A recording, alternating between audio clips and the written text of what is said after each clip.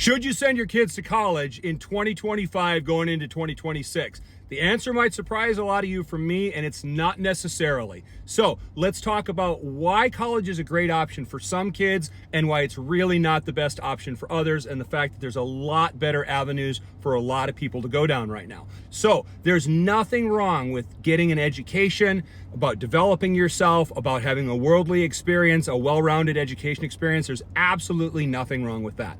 However, in America, college is now so expensive, and the result of college is often so poor that it's not financially responsible to send yourself to college a lot of times anymore. What do I mean by that? Well, if you're going to go to college to be a doctor, an engineer, an attorney, a nurse, any of those things where you know exactly what the job is going to be once you get out of the job, college is 100% worth it. If you're going to go get a general business degree, a marketing degree, a psychology degree, and you're not going to get anything further than that, a lot of times it's a huge waste of money. Why? Because most people come out of college, they make an average of $66,000 a year after 4 years. Okay, the average for people coming out of trade school, where the number of months that's average in trade school is 14 months to go through trade school, is $68,000 and far less debt.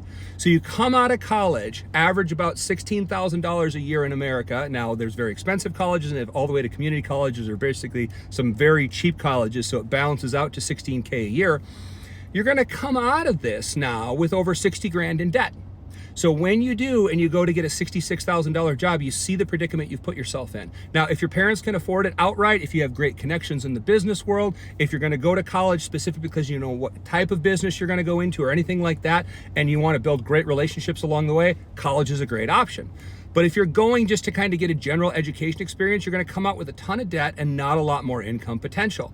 Now, trade school is one alternative on the other hand. Trade school is an average of 14 months. People come out making $2,000 more average a year than college. The average amount of debt from trade school is $8,900 in the United States. $8,900. Now, on top of that, you also go to the fact that many of the trades positions, as you're learning, are paid, some with union wages and union benefits.